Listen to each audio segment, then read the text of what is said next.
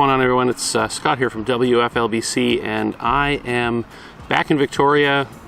I don't live here, but my last two videos have been from here, even though they've been about a month apart, but we just really like it here. So back in Victoria for Labor Day long weekend, and I'm here to do a review of this gimbal. This was sent to me to review, so spoiler warning in advance, this was given to me to review and to keep. I'm not going to be keeping it, I'm going to be giving it away. Not on the channel here, but I know somebody in real life who could use this, so they are going to get it. But I'm going to do a review of it. It's the Hohem iSteady Multi, or Hohem? Hohem? You guys tell me how you think it's pronounced, because I am not 100% sure that I've got it right. But anyways, it's a 3-in-1, 3-axis gimbal, so it will do action cameras or your phone, or a compact camera like this RX100 Mark V, or a G7X Mark II, or a Lumix LX10. I'm on kind of a busy street here, so if there's a lot of background noise, apologies in advance. And there's a lot of crows and seagulls around too. Victoria's a happening place, you know?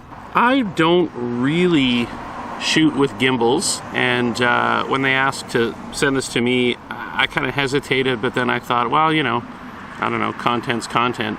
So I had to borrow this RX100 Mark V from a friend of mine just to be able to shoot with this thing. And the reason I wanted to borrow the RX100 is because this cable here on the gimbal, this cable here, plugs right into the gimbal and gives you control over the camera through the gimbal itself. So you can zoom, you can start recording and stop recording. If you're in photo mode, you can take photos. It's actually really handy. And I know that's not a unique thing for this gimbal, but nevertheless, it is a lovely feature.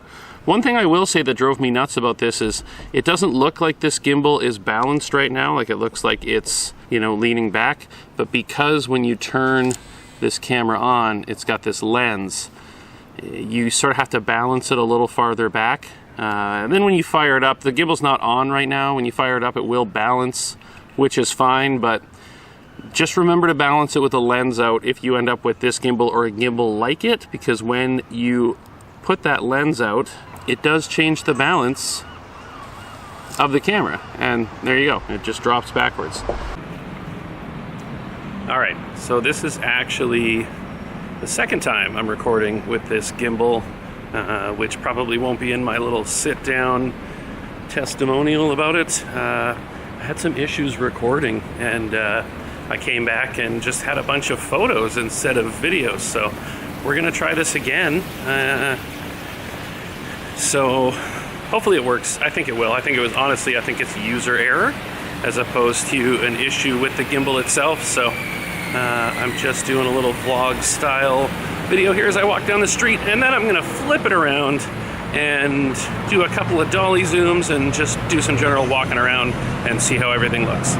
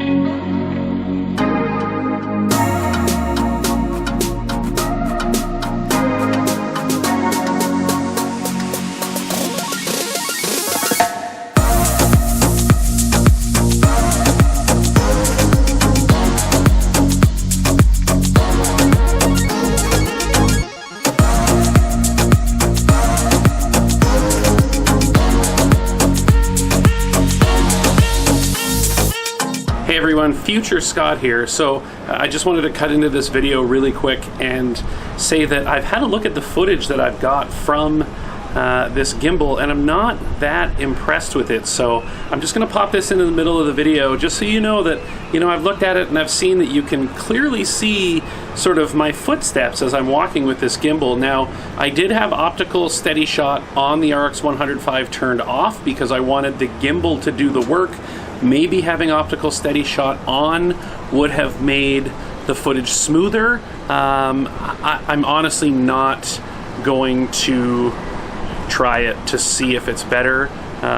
So just keep that in mind as you watch the rest of this review.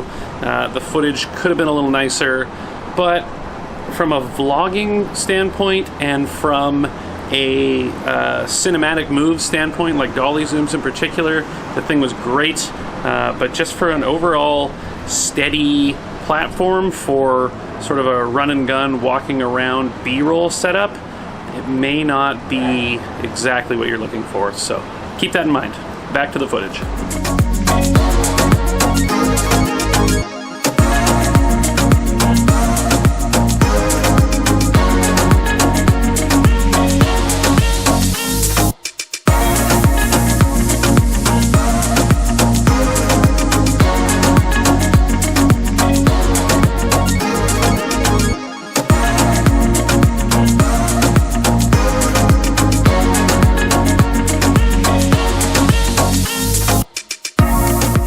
Balancing the gimbal, super easy. It's got a plate here that you can slide back and forth.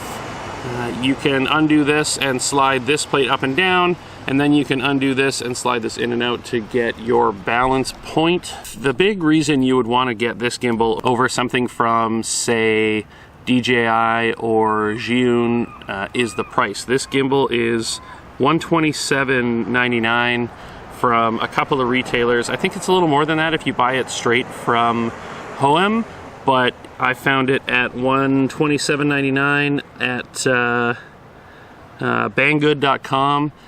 That's a hell of a deal for this gimbal, for the fact that it can actually handle up to 400 grams, which is, you know, a compact camera, 1-inch sensored compact camera, no problem. I actually put my XA10 on this thing and did a little test with it, and it will steady the XA10 with the XC15-45 like plastic kit lens. It's just under 500 grams, but it does struggle a little bit at some extreme angles. It does start to shake a little, so, you know, it's not recommended, but it can, in a pinch, steady a slightly bigger camera. This thing has 600 degree, it does have a stop, but it'll do 600 degrees of rotation. So that's one turn plus some more. It says 600 degrees, so it'll do more than 360 degrees of rotation. So if you want to do some sort of weird stitch together circular pano, you can.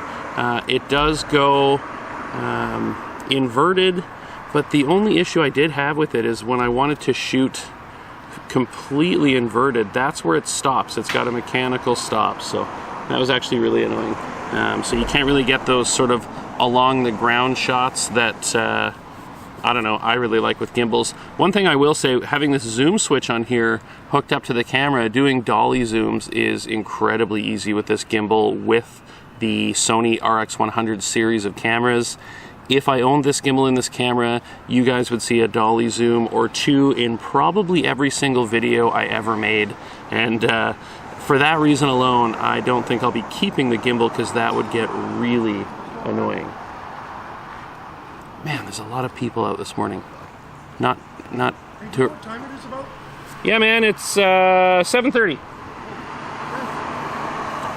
Guy wanted to know what time it was. It's 7:30. For me, like, not being a gimbal user, I made a video. I actually own a Zhiyun Smooth Q smartphone gimbal. I made a video about it a long time ago, and I don't use gimbals. I'm not good at using them. I don't really get the most out of them when I do use them, but this gimbal is interesting in the fact that it can do more than just a smartphone. It can do an action camera or a compact camera as well, so it'll hold a little more weight.